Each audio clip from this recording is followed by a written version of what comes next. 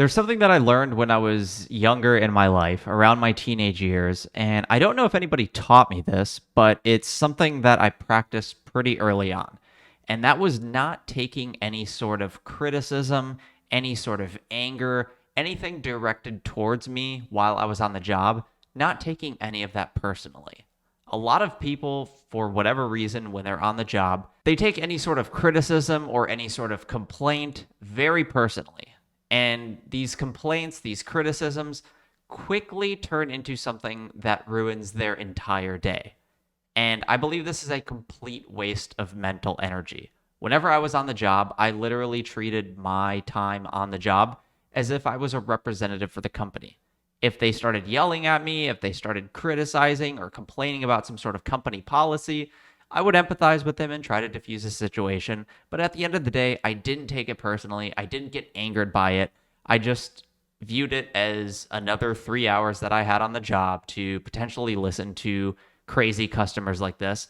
And once I was done, I went on with my day. I didn't let that moment in time, I didn't let that situation occupy any sort of mental energy for me and carry on with me throughout my day. And I believe that more people would do better by applying this type of behavior towards racists in their life. Now, obviously, I'm not talking about any sort of scenario where you feel like you might be in some sort of grave danger, where violence might erupt, but any sort of microaggression where somebody just calls you a name or makes some sort of comment towards you that might not be the nicest thing in the world, but also isn't the worst thing either. So just to be clear, here's a few examples to give you an idea of what I'm talking about.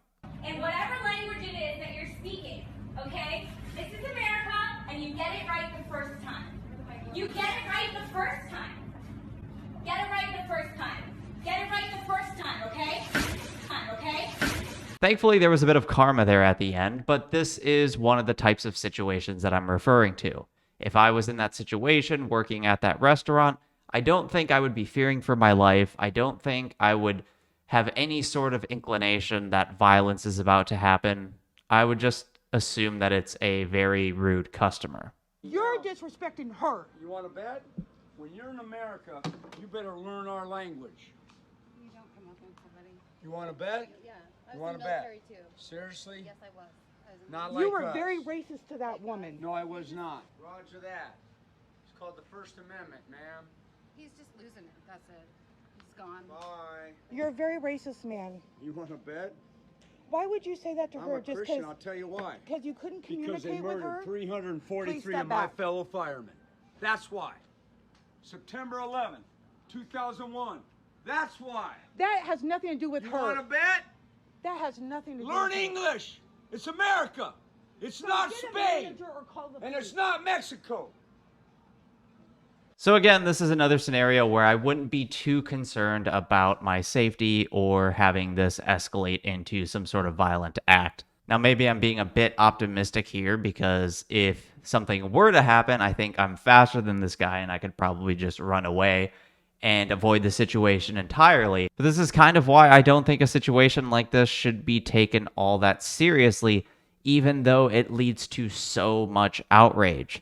He brings up the fact that many of his fellow firemen died in September 11th, but then he references Spain and Mexico, which, as far as I know, had nothing to do with September 11th. So when there's so much outrage on social media over these types of videos, and when the people who have these types of comments directed towards them become outraged, I can't help but wonder why.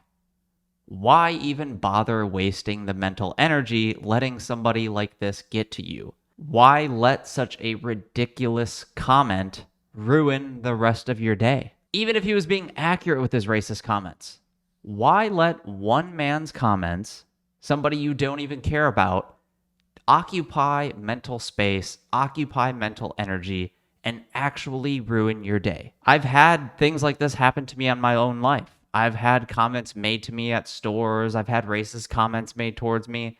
And nowadays, I just laugh. I just let it slide. I don't even bother wasting time thinking about it. I don't even allow myself to get angry at this. As far as I'm concerned, these people are the equivalent of an NPC.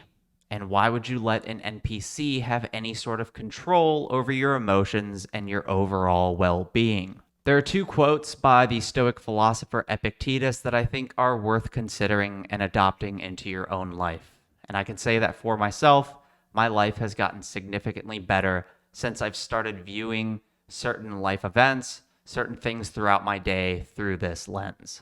Any person capable of angering you becomes your master. He can anger you only when you permit yourself to be disturbed by him.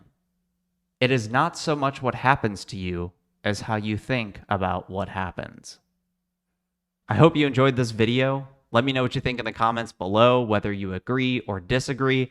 If you like the video, please like the video and subscribe to the channel to stay up to date on more content.